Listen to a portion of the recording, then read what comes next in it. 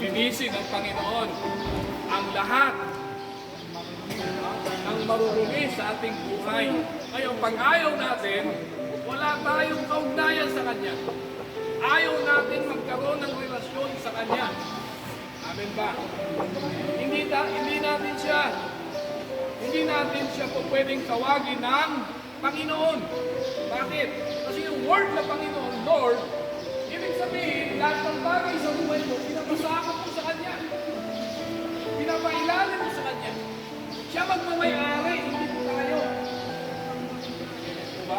Maging pangarap mo sa buhay, anong ambisyon mo, anong pangarap mo, anong gusto mo, ibibigay mo yan sa Panginoon, Lord. Bakit?